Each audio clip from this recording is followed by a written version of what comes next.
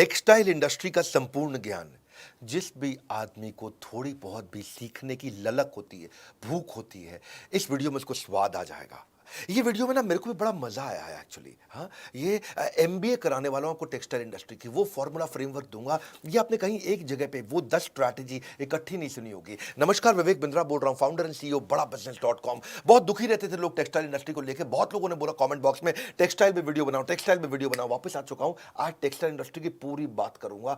आज मैं आपको रिटेलर से लेकर मैन्युफैक्चरर तक गेम चेंज करेंगे। पीछे मैंने कोई अच्छे वीडियो दिए हैं, वो जरूर साथ में चेक कर लेना। एक मैंने क्रेडिट का वीडियो दिया आपको, जिसमें मैंने बताया कि कर्जे से कर्जा कैसे मिल सकता है, आपको पैसा कैसे मिल सकता है अगर आपका सिविल स्कोर ठीक नहीं है तो भी। और बाकी टाइम मैनेजमेंट की कुछ टेक्निक्स और यूट्यूबर के ऊपर, शेयर मार्केट पे कुछ वीडियो डाले थे मैंने। समस्याओं का समाधान, घटेगा बिजनेस में नुकसान, बढ़ाओ कस्टमर रिटेंशन, खत्म हो जाएगा कंपटीशन।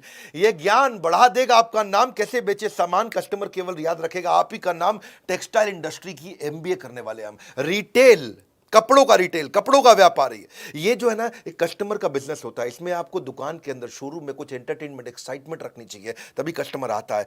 वैसे तो रिटेलर बहुत सारे हैं, लाखों रिटेलर है हमारे देश में, इतना कंपटीशन है, इतनी स्कीम, इतने डिस्काउंट, तो रिटेलर अलग से कैसे निकल के आए? कपड़ों का व्यापारी क्या करेगा? इस इंडस्ट्री में होता क्या है? इसमें कौन चाहता है? करोड़ों रुपया कैसे कमाया जा सकता है? सुनना मेरी बात को। अगर इसके अंदर जैसे खाने की इंडस्ट्री होती है ना, फूड, उसको पहले देख के खाते हैं, आंखों से खाते हैं, फिर जबान से खाते हैं।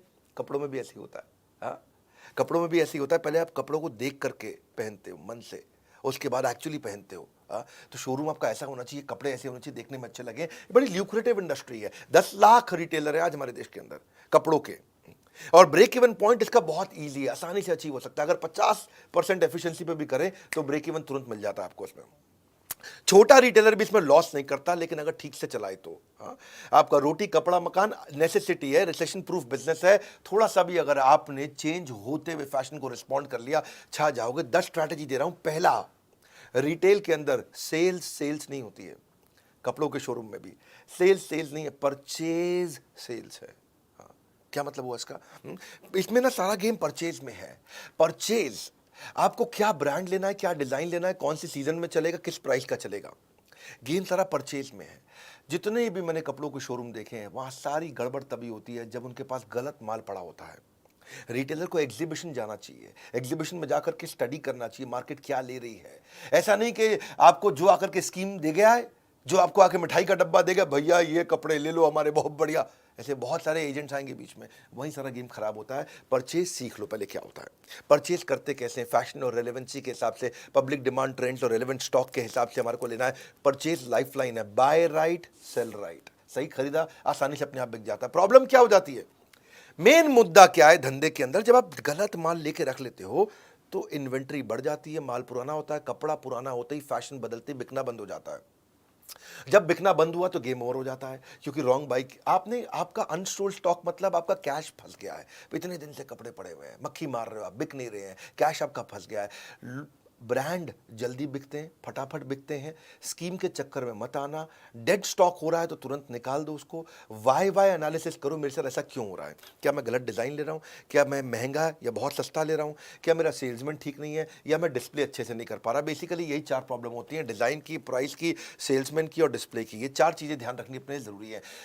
बैड स्टॉक मत खरीदो, good stock, very good stock लेना। बैड स्टॉक मतलब जो बिकता नहीं, गुड स्टॉक मतलब जो बिक जाता है, डिमांड है, लेकिन वेरी गुड स्टॉक फट फट फट फट बिकता है। अब इसका मतलब क्या हुआ, 80-20 फॉर्मूला। फिर समझो, रिटेल के धंधे में आपकी सेल्स अच्छी नहीं करनी है, परचेज अच्छी करनी है। माल वही रखो। जो माल 80% बिकता है, हाँ, ये केवल 20% तरह का माल होता है जो 80% बिक जाता है। और वही वाला 20% तरह का माल, उसको 80% भर लो अपने पास में। 80% ऑफ दैट 20% जो आपको 80% ग्रोथ देगा। ये है मेन मुद्दा इसके अंदर। हाँ, इसको बोलते हैं एबीसी एनालिसिस या एफएसएन analysis, fast moving, slow moving, non moving. जो जल्दी बिकता है उससे शोरूम भर दो, जो धीरे बिकता है उसको केवल 15-20% रखो, और जो नहीं बिकता है उसको 2-5% से ज़्यादा कभी मत रखो। यही है मेन सारा का सारा गेम। परचेज जो है ना, माल को जमा करना। परचेज मतलब जमा, दुकान में सामान लाते हो, परचेज मतलब जमा, सेल्स मतलब मजा। हाँ, जमा मजा, जितना बढ़िया सेल्स करोगे उतना मजा आएगा आपको। लेकिन क्या है, आपका अगर जब जमा राइट है तो sales becomes easy and light. When the जमा इज राइट, यानी कि purchase is right, sales becomes easy and light. But when जमा इज रॉन्ग, गलत सामान ले आए, sales delays for very long. मुद्दा यही है। व्हेन जमा is right sales becomes easy and light, when जमा is wrong sales delays for very long. अगर आपने ईबीओ खोला है वहां तो आसान है, एक्सक्लूसिव ब्रांड आउटलेट बोलते हैं, मतलब एक कंपनी का शोरूम खोल लिया है, वहां तो आसान है, वहां तो कोई कंफ्यूजन ही नहीं है। जो बड़ा ब्रांड है वो खुद ही मर्चेंडाइज ढूंढने में आपको मदद करता है, वही आपको कौन सा माल लेना है, कितना माल लेना है, इस मार्केट में क्या चलेगा, मार्केट इंटेलिजेंस देता है, प्रोडक्ट मार्केट फिट आपको बना के दे देगा। हाँ, तो वहां पे आपके लिए, क्योंकि अगर अच्छी सेल हो रही है तो आपके ब्रांड पे भी इंपैक्ट करेगा, तो वो खुद ही कंपनी करके दे देती है। लेकिन अगर आपका ईबीओ नहीं है, मल्टी ब्रांड आउटलेट है, तो आपको परचेज समझदारी से करनी है। दूसरा, स्टॉक आउट इज पॉइजन। देखो, जो माल ज्यादा बिकता है ना, वो अगर स्टॉक आउट मतलब क्या होता है कि भाई सामान खत्म हो गया है, बिकने वाला माल वो खत्म हो गया है। देखो, अगर कुछ स्टॉक फालतू रखा है ना, उसका जो नुकसान है आप कैलकुलेट कर सकते हो कि भाई मेरा 50,000 रुपए का माल फालतू पड़ा है, उस और वो बिक नहीं रहा, बिक नहीं रहा, बिक नहीं रहा, मतलब 50,000 रुपए फंसा हुआ है। लेकिन जो माल बिकता है वो नहीं है, तो कितने सारे कस्टमर वो ले जाते जो लेके नहीं गए, वो आपको पता भी नहीं चलने वाला। तो जो स्टॉक आउट यानी कि माल ना होना, यानी कि जो बिकने वाला माल है वो ना होना, ये आपके धंधे के लिए जहर है। अगर आपके पास स्टॉक कम पड़ा है, अंडर स्टॉक है या गलत स्टॉक है, इसका कारण तो या तो लैक ऑफ फंड, आपके पैसे की कमी है, वर्किंग कैपिटल मैनेज नहीं करना आ रहा है, या माल अगर जल्दी बिक के खत्म हो गया है, इसका मतलब आपको पता ही नहीं कि पुअर डिमांड फोरकास्टिंग है, आपको आइडिया नहीं है आपके पास क्या बिकता है। या फिर खत्म हो गया, इसलिए खत्म हो गया क्योंकि पीछे से आपको सही सप्लायर नहीं है, वो सप्लायर डिले कर रहा है इसलिए। या आपको इन्वेंट्री ऑटोमेशन नहीं आता। आप बात को समझे कि डिमांड होते हुए भी माल को ना बेच पाना, ये बहुत बड़ा ब्लंडर है। हाँ, कस्टमर भी चला जाएगा, आपकी इमेज भी चली जाएगी और दूसरे के पास चला जाएगा। तो आप क्या करिए, परेटो प्रिंसिपल जो मैंने बताया था, जो 20% माल 80% बिकता है, उस माल का हर महीने फ्रेश बाइंग करते रहो, शोरूम नया लगेगा। आप फ्रेश बाइंग हर महीने करते रहो, शोरूम नया लगेगा। आपको वर्किंग कैपिटल मैनेज करनी आनी चाहिए, आपको ट्रेंड और फैशन पकड़ में आने चाहिए। आप या तो ईबीओ खोल लो, दो पाए, या तो एक्सक्लूसिव ब्रांड आउटलेट खोल लो, भाई जिस कंपनी, वो कंपनी खुद ही बता देगी क्या बिकता है क्या नहीं बिकता, उसके पास ईआरपीस हैं, सॉफ्टवेयर हैं, बता देगा। और आप ईबीओ नहीं खोलना चाहते, अपना ही एमबीओ चलाना चाहते हो, तो फिर ईआरपी खुद लगा लो। रेडी सोल्यूशन आजकल ईआरपी के बहुत सारे आ रहे हैं, वो लगा लो, काम हो जाएगा। तीसरी स्ट्रैटेजी पे ध्यान देना, लोकेशन जो है ना, इसमें बड़ा गेम चेंजर है। आपके शोरूम का, आपके स्टोर का, आपकी कंपनी का लोकेशन कहाँ पे है, फिजिकल लोकेशन से बात बनती है। भैया अगर लोकेशन कमजोर है, कस्टमर ही नहीं आ रहा, तो बेकार है। आपका जो प्राइमरी कस्टमर है ना, जो 60 से 80% कस्टमर वो ऐसा होता है जो माल खरीदता है। सेकेंडरी मतलब 15% कस्टमर ही कभी कभी लेता है। टर्शरी मतलब वो कस्टमर जो माल खरीदता ही नहीं है। इसका कैलकुलेशन करना सीख लो, ये कैसे मिलते हैं, इसके कुछ तरीके होते हैं, ये मिलते कैसे हैं, क्या फैक्टर होते हैं। आप जहां दुकान खोल रहे हो वहां कस्टमर आपके काम के रहते कितने हैं, वो पढ़े लिखे कितने हैं, यहाँ पे चलने वाले पैदल ग्राहक कितने घूमते हैं, इनकी उम्र क्या है, जो प्रोडक्ट आप बेच रहे हो वो उस उम्र के लोगों को देना है कि नहीं देना है, किस प्रोफेशन के लोग रहते हैं आसपास। कुछ इलाके होते हैं जहाँ व्यापारी ज़्यादा रहते हैं, कुछ इलाके होते हैं जहाँ अपार्टमेंट होती हैं, सोसाइटीज होती हैं, हाई राइज टावर, वहाँ नौकरी करने वाले ज़्यादा होते हैं। इनकम ग्रुप कैसा है, लाइफस्टाइल कैसा है, धर्म क्या है उनका, प्राइवेट व्हीकल उनके पास है कि नहीं है, उनकी उनकी स्पेंड करने की क्षमता कितनी है। आसपास जहाँ आपने शोरूम खोला है वहाँ कोई मेट्रो जाती है क्या, वहाँ कोई बस जाती है, ऑटो आता है, पब्लिक ट्रांसपोर्ट है वहाँ पे। ये चीज़ों को देखो तब आपको समझ में आएगा यार, यहाँ लोकेशन ठीक है, यहाँ माल अपने को शोरूम खोल देना चाहिए। चौथी स्ट्रैटेजी बड़ी कमाल का गणित दूंगा इसमें मैं, ये रियल कंटेंट है भाई साहब। हाँ, brand gives you better inventory turnover. क्या मतलब हुआ बेटर इन्वेंट्री टर्नओवर? मतलब बेटर आरओआई। इसका मतलब समझो, केस स्टडी से समझाता हूं। मोबाइल के दो ब्रांड लेते हैं, जियोनी और शाओमी। जो दुकानदार है ना, उसको शाओमी केवल 4% मार्जिन देता है, जियोनी 12% मार्जिन देता है। लेकिन फिर भी कौन, मतलब कमाई किस में जा रहा है, जियोनी में कि शाओमी में? जियोनी में। जियोनी 12% दे रहा है। हाँ, यानी कि आपने 1 लाख रुपए का मोबाइल बेचा जियोनी का, तो आपको 12,000 रुपये कमा लोगे। शाओमी का 1 लाख रुपए का मोबाइल बेचा तो केवल 4,000 रुपये कमाओगे। तो आदमी कहे भाई जियोनी ज़्यादा रख लो, लेकिन वो शाओमी रखता है ज़्यादा। पूछो क्यों? क्योंकि समझो यहाँ पे दो आपके बड़े अच्छे से खाने बने हुए हैं जहां आपने मोबाइल रखे हुए हैं, है कि नहीं, रैक अंग्रेजी में बोलते हैं। यहां 1 लाख रुपए का जियोनी पड़ा है, यहां 1 लाख रुपए का शाओमी पड़ा है। जियोनी 1 लाख रुपए का पूरे महीने में एक ही बार बिकेगा, यानी कि एक महीने में 1 लाख रुपए का आपने जियोनी बेच लिया, तो आपको उस पर कितना बच गया? 12% के हिसाब से 12,000 रुपये बच गया। लेकिन शाओमी इतनी तेज बिकता है, इतना ज़्यादा बिकता है, इतना ज़्यादा बिकता है कि ये 1 लाख रुपए का माल बिक गया, फिर आपने खरीदा, फिर बिक गया, फिर आपने खरीदा, फिर बिक गया, फिर आपने खरीदा। आपने फंसाया तो 1 ही लाख है, लेकिन ये 10 बार बिक गया। इधर 1 लाख का माल 1 बार बिका, शाओमी का 1 लाख का माल 10 बार बिक गया। शाओमी दे तो रहा था 4%, लेकिन उस 1 लाख पे आपने 4% 10 बार कमा लिया।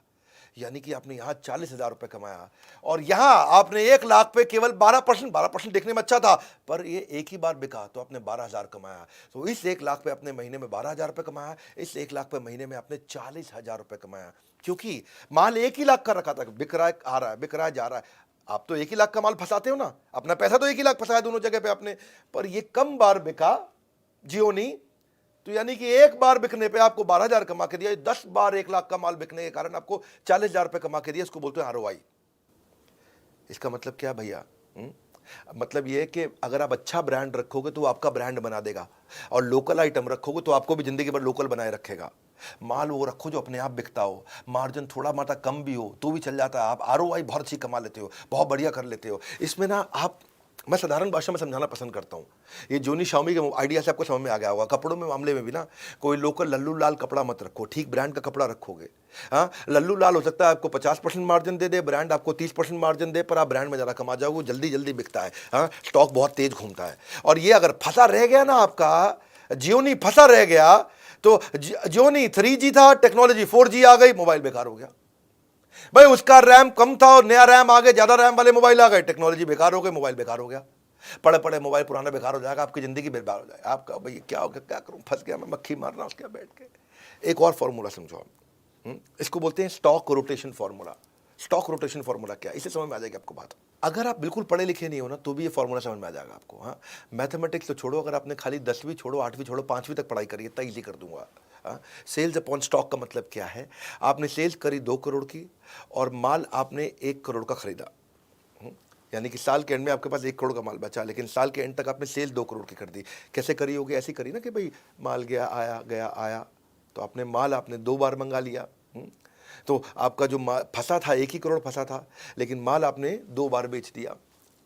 आप, कई लोग इतने समझदार होते हैं, इतने समझदार होते हैं कि 1 करोड़ लगा करके 5 करोड़ की सेल कर देते हैं, और कई एक्सट्रीमली बेस्ट होते हैं, वो 1 करोड़ लगा करके 1 करोड़ का माल साल में 10 बार बेच देते हैं। यानी कि कपड़ों के शोरूम में उसको बोलेंगे 10 करोड़ अपॉन 1 करोड़, यानी कि उसका स्टॉक रोटेशन 10 बार हो गया है। आप समझो, जो इसको ऐसे समझो भाई, कुछ दुकानदार पुराना माल पड़ा है, वो थान में लिपटा हुआ है, उस पर दाग पड़ जाते हैं, जीन्स रखते हैं, किसी लोकल शोरूम में जाओगे दुकान पे, वहाँ जीन्स जब वो खोल के निकालेगा ना, तो उसके घुटनों से जहाँ फोल्ड करी थी जीन्स, उस पर लाइन सी आ जाती है। देखिए आपने कभी कभी ब्राउन सी भूरे रंग की लाइन आ जाती है, क्योंकि माल पड़ा हुआ है, उसका स्टॉक रोटेशन नहीं हो रहा, पुराना माल पड़ा हुआ है, खराब हो गया उसका माल, है, फैशन बदल चुका है, माल पड़ा हुआ है। वही चक्कर है। आपने अगर 1 करोड़ का माल 10 बार बेच दिया तो आपका स्टॉक रोटेशन 10 है। इसको आप ऐसे समझो फॉर्मूला से आसानी से, कि 1 करोड़ का माल अगर आपने 30% मार्जिन पे साल में 1 ही बार बेचा तो आपको 30 लाख रुपए बचा। लेकिन आपने दूसरी तरफ 1 करोड़ का माल साल में 5 बार बेच दिया, जल्दी जल्दी बेच दिया, 30% की जगह खाली 20% मार्जिन कमाया, तो 20% मार्जिन आपका 1 करोड़ का होता है 20 लाख, लेकिन 5 बार बेच दिया, यानी कि 20 लाख मल्टीप्लाइड बाय 5, 1 करोड़ रुपया। यहाँ 30% मार्जिन के साथ आपने 30 लाख कमाया, 20% मार्जिन के साथ आपने 1 करोड़ कमा लिया। वो 30 लाख कमा रहा साल में, 1 करोड़ कमा रहा साल में। एक ही अमाउंट फंसाया दोनों ने, इन्वेस्टमेंट दोनों की बराबर थी, पर उसकी बेचारे की कमाई साल के एंड में 30 लाख है, इसकी कमाई साल के एंड में 1 करोड़ है। ये मजा मार रहा है। इसके लिए करना क्या हुआ है, समझ में तो आ गया आपको? 4 महीने पुराना माल खरीदी के भाव पे बेच दो। अगर कोई जीन्स लेके आए थे आप 500 रुपए की, 4 महीना हो गया है, अब 500 में बेच देना भाई। 800 900 का खाब छोड़ दो, अब 700 में मत बेचो, 500 में बेच दो, 4 महीना हो गया। लेकिन अगर 6 महीने तक सामान पड़ा रह गया कपड़ा आपके पास कोई, तो 500 की जगह 450 में बेच दो, कोई दिक्कत नहीं है। 430 में बेच दो, कोई दिक्कत नहीं है, पैसे छुट्टे हो जाएंगे। आपके 50,000 रुपये का माल फंसा पड़ा है ना, 50,000 का माल 40,000 रुपये निकाल दो, 40,000 रुपये हाथ में तो आएंगे। जब 40,000 हाथ में आएंगे तो नया माल लेके आओ, बहुत तेज बिकेगा, कमा के भी देगा। जब जगह खाली होगी, नया माल आएगा, नया माल जल्दी बिकेगा, जो शॉप है वो शोरूम लगने लग जाएगा अपने आप। कस्टमर के हिसाब से खरीदो भैया। कई लोग आएंगे आपको स्कीम देंगे, अरे भाई साहब 3 जीन्स ले लो, साथ में 3 जीन्स फ्री दे रहा हूँ, वो स्कीम है। हो सकता है कस्टमर ना ले रहा, वो कस्टमर वही लेगा जो कस्टमर को पसंद आता है। कस्टमर के हिसाब से माल खरीदो, स्कीम के हिसाब से नहीं कि जो डिस्ट्रीब्यूटर डीलर आके आपको स्कीम दे जाता है। हाँ, तो आपके लिए देखो एक चीज़ और अच्छी बताता हूँ, आपको आरओआई अच्छा निकालना है ना, टेलर रख लो अपने पास। टेलर के साथ बहुत कमाई होती है भैया। शोरूम खोलना मुश्किल है, टेलर रखना आसान है। पर क्या शोरूम तो आप खोल लेते हो, उसके बाद टेलर के खर्चे आपको चुभने लग जाते हैं। हाँ? आप क्या है कि आप $1 खर्च कर देते हो, 1 पेनी में दिक्कत आती है। 2,000 का नोट खर्च कर देते हो, 2 रुपए खर्च करने में दिक्कत आती है। टेलर रखो। देखो रेस्टोरेंट वही चलता है जहां शेफ अच्छा हो, इसी तरह कपड़ों का शोरूम वही अच्छा चलता है जहां टेलर अच्छा हो। शेफ लाना मुश्किल नहीं है, रेस्टोरेंट खोलना मुश्किल है। आप अगर रेस्टोरेंट, ये बड़ा इंपॉर्टेंट है चीज़ को समझना कि टेलर छोटी छोटी चीज़ें आपके लिए अच्छी इतनी तेज कर सकता है सर्विस के मामले में कि आपका कस्टमर वापस आता है लौट करके। मैं ना इस रिटेल इंडस्ट्री के अंदर, इसके अंदर ये जो हमारी टेक्सटाइल इंडस्ट्री है, इसमें सियाराम एक अच्छा ब्रांड है। उसके जो ओनर हैं, चेयरमैन है मिस्टर रमेश पोदार, हमारी बड़ी मित्रता है उनसे, बड़ा प्रेम है, बहुत बहुत वार्म और कॉर्डियल रिलेशनशिप है मेरा। तो मैंने सोचा कि टेक्सटाइल की बात कर रहा हूँ, तो मैंने रमेश जी को फ़ोन लगाया। मैं कहा नमस्कार रमेश जी, कैसे हैं? वो नमस्कार बिंद्रा जी, बहुत अच्छे हैं। बड़ा उनसे प्यार है। वो मेरे को उन्होंने कुछ कपड़े भी गिफ्ट किए अपने, बोले मैं सियाराम के सूट पहनूँ बिंद्रा जी, ये भी मैं सियाराम का सूट पहना हुआ है। तो मैंने जब उनसे बात किया, मैं कहा उनसे भी थोड़ा सी ये समझता हूँ, तो मैं उनकी भी स्ट्रैटेजी बताता हूँ। ये 1978 की कंपनी है भैया, सियाराम, जे हेम्स्टेड, कैडनी, ऑक्समबर्ग भी बड़ा ब्रांड, सब इन्हीं के 80 मिलियन मीटर जो है ना बनाते हैं, कि 40,000 आउटलेट पे माल बेच रहे हैं। 100 करोड़ तो उन्होंने 1991 में पहला कर लिया। देसी ब्रांड, लेकिन इंटरनेशनल अपील है इनका। ये रिलेशन इनके साथ ऐसा है कि इन्होंने देखा कि डॉक्टर विवेक बिंद्रा बड़े वर्ल्ड रिकॉर्ड बना रहे हैं, तो इन्होंने भी रिटेलर्स के लिए एक इवेंट किया था और उसमें इन्होंने गिनीज वर्ल्ड रिकॉर्ड बनाया था। मुझे बोले कि आपसे इंस्पायर हुए, आपके देखा देखी हमने भी वर्ल्ड रिकॉर्ड बनाया। तो सियाराम के रमेश पोदार जी से एक और स्ट्रैटेजी मुझे समझ में आई, space utilization is revenue maximization. कई बार लोग शोरूम खोल लेते हैं। अब एक भाई थे हैदराबाद के, और उनका जो शोरूम था, उनका जो स्टोर था, वो 6,000 स्क्वायर फीट का था। 3,000 स्क्वायर फीट ग्राउंड फ्लोर पे, 3,000 स्क्वायर फीट फर्स्ट फ्लोर पे। तो ग्राउंड फ्लोर पे उन्होंने बना रखा शोरूम, बहुत बढ़िया, चकाचक, लाइट, बहुत सुंदर, मतलब अंदर घुसो तो देख के बड़ा हो मजा आ जाता। और ऊपर उन्होंने बना दिया गोडाउन। तो रमेश भाई वहां गए, उनसे मिले, उन्हीं का रिटेलर था। तो रमेश भाई बोले, अब सियाराम के चेयरमैन है तो सामने वाला बात सुनता भी है उनकी। बोले यार तुम गलती कर रहे हो, प्राइम लोकेशन पे, हैदराबाद की सबसे महंगी रोड पे तुम्हारा ये शोरूम है, और फर्स्ट फ्लोर को तुमने बना रखा है गोडाउन। गोडाउन सस्ती जमीन पे बनाओ, तो ग्राउंड फ्लोर पे भी शोरूम कर दो, फर्स्ट फ्लोर पे भी शोरूम कर दो, स्पेस को यूटिलाइज करो। स्पेस यूटिलाइज होगा, रेवेन्यू मैक्सिमाइज होगा। वो भाई मान गया उनकी बात। वही आदमी जो नीचे ग्राउंड फ्लोर पे 8 करोड़ का टर्नओवर कर रहा था, ऊपर फर्स्ट फ्लोर खोलते ही वो 12 करोड़ पे आ गया, फिर 15 करोड़ पे आ गया। तो उन्हें बहुत धन्यवाद किया, क्योंकि जब गोडाउन बनाना था वो सस्ती जगह बनाया, खर्चा उसका बहुत कम हो गया। वरना अगर ऊपर फर्स्ट फ्लोर जो इतनी प्रीमियम लोकेशन थी, उससे फट फट फट फट तेज कमाया उन्होंने। तो स्पेस यूटिलाइजेशन जब करोगे तो उसमें देखो मैनेक्विन अच्छे से डालो, ट्रायल रूम बनाओ, शीशे लगाओ, डिस्प्ले शेल्फ अच्छे लगाओ, डिस्प्ले काउंटर बढ़ाओ। जितना अच्छे से स्पेस को यूटिलाइज करेंगे ना, उतना रेवेन्यू मैक्सिमाइज होता है आपका। अगला है छठा स्ट्रैटेजी, इफेक्टिव ट्रेनिंग, मतलब हायर कन्वर्जन। आपने शोरूम बनाया, आपके शोरूम पे आपने कितने सालों की मेहनत करी है ना, कितना पैसा लगा दिया आपने वहाँ पे, कितना कुछ कर दिया आपने, इतनी ब्रांडिंग मार्केटिंग कर दी उसकी। आज उसकी इतनी इज्जत हो गई कि रोज 100 कस्टमर आ रहे हैं वहाँ पे। अगर रोज 100 कस्टमर आ रहे हैं और आपका सेल्समैन इतना कमजोर है कि 100 में से खाली 20 को माल बेच पाता है, 100 में से वो 20 को माल बेच पाता है, क्योंकि उसकी ट्रेनिंग अच्छी नहीं हुई। अगर उसकी ट्रेनिंग अच्छी कर दें, वो 100 में से 40 को माल बेच दे, तो आपका टर्नओवर एकदम डबल हो जाएगा। हाँ, कस्टमर लाने पे आप खर्चा कर चुके हो, पर उसकी ट्रेनिंग नहीं करी आपने। ये छोटे छोटे खर्चे होते हैं। प्रोफेशनलिज्म बढ़ाइए। हाँ, प्रोफेशनल्स को लाइए, उनको उतना प्रेम दीजिए कि वो फैमिली हो जाए। फैमिली को लाइए, उनको उतना ट्रेनिंग दीजिए कि वो प्रोफेशनल हो जाए। दो बातें हैं कि आप जब किसी एम्प्लॉय को हायर करते हो, उसको इतना प्रेम दो प्रोफेशनल आदमी को कि वो फैमिली जैसा हो जाए, और खुद के जो परिवार वाले हैं उनको इतना ट्रेनिंग दे दो कि वो प्रोफेशनल्स की तरह काम करना शुरू कर दें। मजा आएगा। उसके बाद ट्रेनिंग का कल्चर बना दो। यंगस्टर्स को बहुत दिक्कत आती है, उनके लिए बड़ा आसान हो जाएगा। डेटा ड्रिवन अप्रोच रखो, मेजरेबल गोल रखो, नहीं तो एवरीथिंग गोल गोल हो जाएगा। अगर मेजरेबल गोल नहीं होगा तो एवरीथिंग गोल गोल। गोल गोल चाहिए या बड़ा जबरदस्त वाला गोल चाहिए। अपने मैनेजर को, स्टोर कीपर को, सेल्समैन को, कस्टमर सर्विस एग्जीक्यूटिव को, शॉप फ्लोर में सबको बढ़िया ट्रेनिंग दो। इसको सारे रिटेलर्स के आप पहुंचा देना, जितने भी भैया अपने टेक्सटाइल वाले हैं। गेम चेंजर वीडियो में कुछ ऐसे ऐसे फॉर्मूला दूंगा आपको मैं। तो सेल्समैन ना बड़ा इंपॉर्टेंट टच पॉइंट होता है। 10 में से 2 कस्टमर को माल बेच पा रहा था, वो 10 में से 4 को बेचना शुरू हो गया। अच्छी ट्रेनिंग दे दी आपने तो टर्नओवर डबल हो गया आपका। तो आपका जो शॉप फ्लोर है वो बहुत इंपॉर्टेंट एरिया है। उसको आप फीचर वर्सेस बेनिफिट की ट्रेनिंग दो। भाई कपड़ों का फीचर मत बताओ, बेनिफिट बताओ उसको। प्रोडक्ट की origin, history, accessories, catalogue, prices, कपड़ों के डिफरेंट साइजेज, यूके का साइज ये है, यूएस का साइज ये है, मेन का साइज ये है, वुमेन का साइज ये है। फैब्रिक का उसको एक्सपीरियंस हो जाना चाहिए। कॉम्पिटिटर क्या प्रोडक्ट बेच रहा है, कॉम्पिटिटिव एडवांटेज क्या, उसको समझ में आ जाना चाहिए। एटिकेट्स के साथ बात करें, रैपो बिल्डिंग, रिलेशनशिप बना करके माल बेचे, कस्टमर के बाइंग बिहेवियर को पहचाने। डिफिकल्ट गुस्से वाला कस्टमर आ गया, एकदम चिड़ा हुआ, नक चढ़ा, ऐसे वाला भी होता है ना कहीं। हाँ, उसके साथ भी बड़ा कैसे वो डील करे, उसको कैसे समझाए और कैसे फॉलो अप करे, रेफरल कैसे ले, सेल्स को क्वालिफाई करे, प्रोफेशनल एथिक्स और एटिकेट उसको समझ में आ जाए, क्रॉस सेल अपसेल कर सके, है कि नहीं है। क्रॉस सेल अपसेल क्या होता है कि वो अगर कोट खरीदने आया तो अंदर के लिए शर्ट भी बेच दी साथ में। हाँ, अगर वो ट्राउजर लेने आया है तो ट्राउजर के साथ में अपने सॉक्स भी बेच दिए उसको। आपने अगर वो स्कर्ट लेने आई है तो अपने साथ में टॉप भी बेच दिया उसको। हाँ, तो इसको क्रॉस सेलिंग। अप सेलिंग क्या है, अगर वो 2000 वाला ले रहा है तो उसको 2000 की जगह 3000 वाला माल बेच दिया। एस्पिरेशनल सेलिंग कर दिया। कस्टमर का मन कैसे मोह ले ताकि सेल्स अपने आप ही हो ले। हाँ, कस्टमर का मन कैसे मोह ले, सेल्स अपने आप ही हो ले, इससे आपका आरओआई निकल के आएगा, गेम चेंजर है। सातवीं strategy, keep an I on KPI. KPI मतलब की परफॉर्मेंस इंडिकेटर। कुछ फॉर्मूलाज रखने चाहिए अपने स्टाफ के साथ, अपने ऊपर भी रख सकते हो। बेटा झूठ बोल सकता है, डेटा झूठ नहीं बोल सकता। फॉर्मूला क्या है आपको पता है भैया, मैं गैस नहीं देता, मैं ये नहीं बोल रहा जॉन लगा दो, मेहनत कर लो, खून पसीना एक कर लो, एड़ी चोटी का जोर लगा दो, ये सब बोल रहा हूं क्या मैं? फालतू मोटिवेशन नहीं मेरे भाई, रियल फॉर्मूला। बिजनेस के मामले में डॉक्टर विवेक बिंद्रा के चैनल पे आ जाओ, बड़ा बिजनेस, बस बस बस इतना ही। केपीआई मतलब डेटा ड्रिवन काम करना। कैसे करना है आपको? डेटा ड्रिवन का मतलब है जैसे ना आप कुछ फॉर्मूला चेक करो, प्रॉफिट पर स्क्वायर फीट।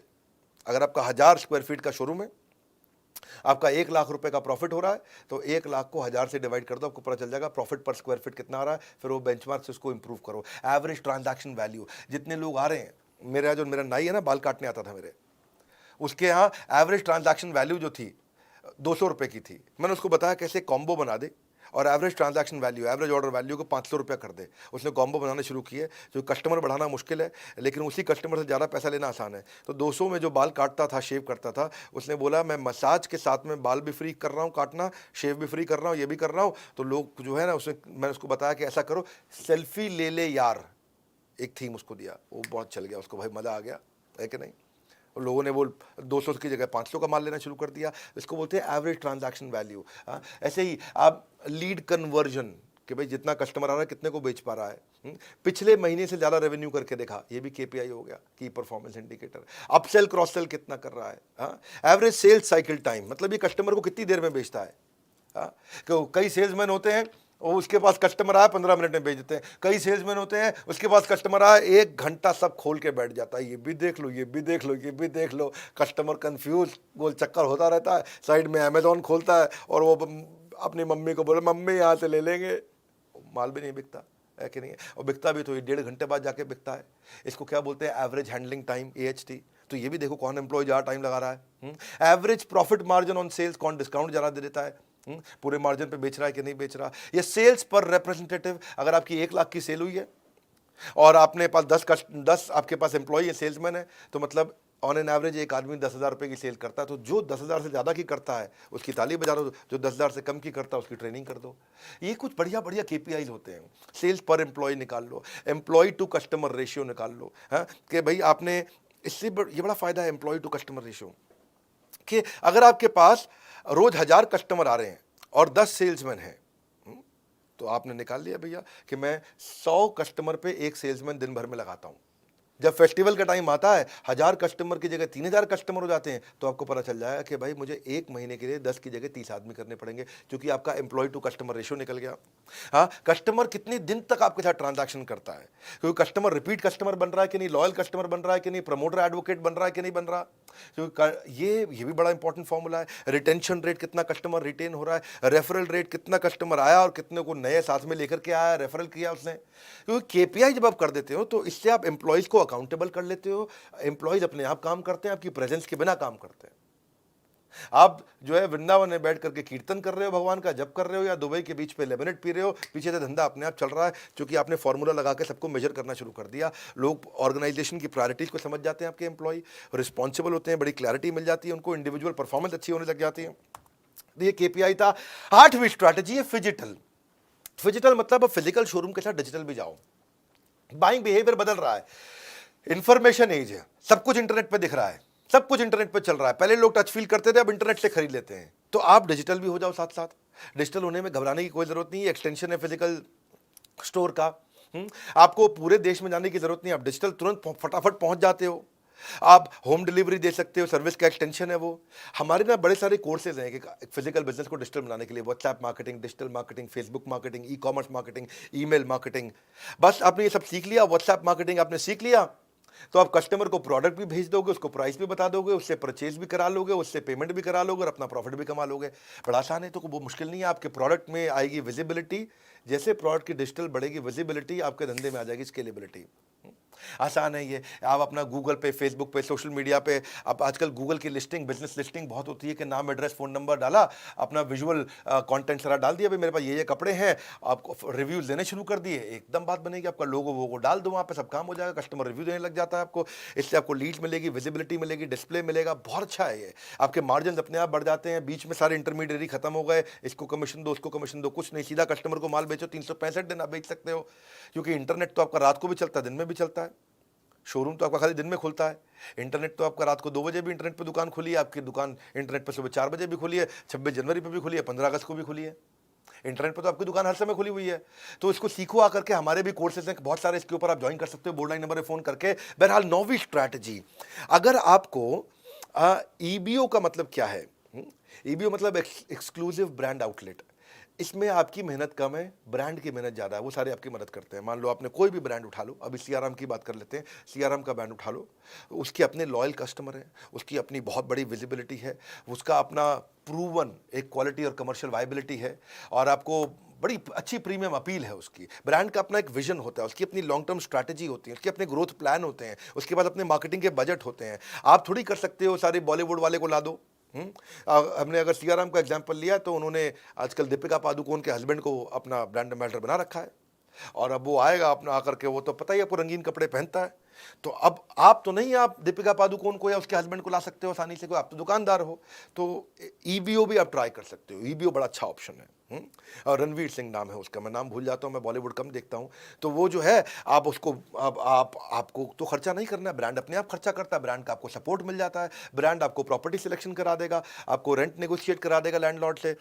आप अगर अच्छा ब्रांड होगा, बहुत सारे ब्रांड्स हैं, लुई फिलिप, फलाना डिकाना, बहुत सारे हैं। आप उसमें से अगर मान लो, हमने अभी सीआरएम की बात करी, तो आपको स्टोर भी डिजाइन करा के देंगे, स्टोर लेआउट भी कर देंगे आपका। सैकड़ों शोरूम हो चुके हैं अब सीआरएम के, और अब उनका आइडिया ये है कि अगले 1 साल के अंदर 1000 नए शोरूम खोलने वाले हैं। इनके अपने फ्रेंचाइजीज खोलते हैं ना ये, तो प्रोडक्ट की ट्रेनिंग देंगे आपको, ऑपरेशंस की हेल्प कर देंगे, फ्लो ट्रेनिंग दे देंगे, बिलिंग का सॉफ्टवेयर दे देंगे, आपको वॉक इन कैसे बढ़ाओगे, आपको लेआउट, साइनेज, हर एक चीज रेडी करके देता है। तो ईबीओ में आपकी टेंशन खत्म है, कोई नया आदमी भी चालू कर सकता है। 10वीं स्ट्रैटेजी क्या है? EBO means easy expansion. अगर आपका एमबीओ है, मल्टीपल ब्रांड आउटलेट है, तो पुरानी गल्ला चला आ रहा है। दादाजी बैठते थे, दादाजी के पिताजी बैठते थे, अभी आपके पिता बैठते हैं, अभी आप खुद बैठते हैं, अपने बच्चों के लिए क्या करें? क्योंकि भैया एमबीओ को एक्सपैंड करना मुश्किल है, ईबीओ को आसान है। ईबीओ आप एक साथ 10 शोरूम चला सकते हो, एमबीओ में आपको खुद ही गल्ले पे बैठना पड़ता है। तो इंसान अपने बच्चों के लिए जगह बनाता है, तो एमबीओ उसका बड़ा अच्छा एग्जाम्पल है। फ्यूचर बच्चों का आप सिक्योर कर सकते हो, क्योंकि टेक्सटाइल के जो पुराने खिलाड़ी हैं वो भी, और जो बिल्कुल नए हैं वो भी अपने बच्चों को, सूखा सूखा बिजनेस होता है ईबीओ का, एकदम सूखा सूखा बिजनेस। भाई कंपनी से ही माल आया, कंपनी की सारी स्ट्रैटेजी, कंपनी का सारा सिस्टम आया, कस्टमर भी आया, कस्टमर को पहले शोरूम के बारे में पता है, उसको पहले ब्रांड के बारे में पता है, ओ सियाराम, तो वो आएगा, सियाराम का कपड़ा खरीदेगा, चला जाए, आपको क्या टेंशन है इसमें? हाँ, कईयों के पास जो कमर्शियल जगह होती है, मॉल में, कहीं पर डिस्ट्रिक्ट सेंटर में, कहीं पे, कुछ लोग हैं जिनके पास काम है पर जगह नहीं है, तो वो जगह लेके काम कर ले, और कुछ लोग जिनके पास जगह है पर कोई काम नहीं है, तो उनके लिए भी अच्छा कि भाई, क्योंकि ईबीओ करना आसान है, आपको ट्रेड का आदमी होने की जरूरत नहीं है, कोई भी आदमी कर सकता है। देखो, आपको ना ईबीओ में बिना बिजनेस के बैकग्राउंड के भी आप कर सकते हो। आप मैकडोनल्ड्स का या किसी भी खाने का, किसी का भी आप फ्रेंचाइजी की तरह ईबीओ चला सकते हो उसका। हाँ, आपको राइट फार्मूला दे देते हैं सक्सेस का। आपको अगर सीआरएम वालों से बात करना, तो उनसे भी बात करके देखो, मेरे को क्योंकि उनका बड़ा अच्छा लगा, मैंने खुद जा करके देखा उनका। बहरहाल, ये बहुत सारे आज आपको फॉर्मूलाज मैंने दिए, आपको बहुत सारे फ्रेमवर्क दिए, आपको मैंने ये एमबीए कराई मैंने आपको टेक्सटाइल इंडस्ट्री में। आप इस वीडियो को दोबारा देखना, क्योंकि लंबा वीडियो है, इसमें बहुत काम की चीज़ें, नोट्स बनाए कि नहीं बनाए। और अगर आप डिस्ट्रीब्यूटर हो, तो आप मैन्युफैक्चरर हो, रिटेलर को आप भेजो वीडियो, होलसेलर को वीडियो भेजो, ये कोई भी फ्रेंचाइजी वीडियो को भेजो, सबको आगे बढ़ाना जरूरी है, इसलिए शेयर करना भी बहुत जरूरी है। बहुत काम का वीडियो है। और अगर आप भी बिजनेस में ग्रो करना चाहते हो, ऐसी सारी स्ट्रैटेजी सीखना चाहते हो, अपने ब्रांड को बहुत बड़ा करना चाहते हो, मेरा मोस्ट सॉट आफ्टर कंटेंट आ चुका, लीडरशिप फनल। ये वो कंटेंट है जहां कोई गैस नहीं है, ये थोड़ा प्रीमियम है, इसमें खाली 300 सीट होती है। एक हम 5 स्टार, 6 स्टार, 7 स्टार होटल में करते हैं इसको, एयरपोर्ट के पास करते हैं, जहां पे हम लोग बहुत, केवल 300 सीट, राइट सीधा क्वेश्चन आंसर वहीं पे टक टक टक टक टक टक, रियल कंटेंट। आपका पहले ट्रेनिंग नीड एनालिसिस कर लेते हैं, आपका पहले ही मैं पूरा कच्चा चिट्ठा पढ़ लेता हूँ, क्योंकि आपसे हम फॉर्म भरवा लेते हैं पहले, आपके बिजनेस को समझ के आता हूँ, आपके क्वेश्चंस को रेडी करके आता हूँ मैं पहले से ही। आपको real life example, case study देते हैं, एग्जीक्यूटिबल स्ट्रैटेजी देते हैं, और एक गेम चेंजिंग कोचिंग डायरी देते हैं। ये प्रीमियम कोचिंग डायरी ये कहीं नहीं मिलती है, ये केवल उस प्रोग्राम में मिलती है। हाँ, वीकली असाइनमेंट रहते हैं, उसके बाद कोच आपको वीकली असाइनमेंट फोन कर करके कराएगा, असाइनमेंट करो भाई साहब, आप नहीं करोगे दूसरे नंबर से करेगा फोन। आप असाइनमेंट क्यों नहीं किया आपने अभी तक? तो एक हैंड होल्डिंग सपोर्ट है, leadership funnel game changer program है, लोग कसमें खाते हैं इसकी, इसलिए अभी तुरंत अगला बैच आ गया है, आप फटाफट पता कर लो, सीट खत्म ना हो जाए। लीडरशिप फनल में आपको लाइफ टाइम मेंबरशिप भी हम फ्री दे रहे हैं, और इस वीडियो को सारे रिटेलर्स तक पहुंचाओ।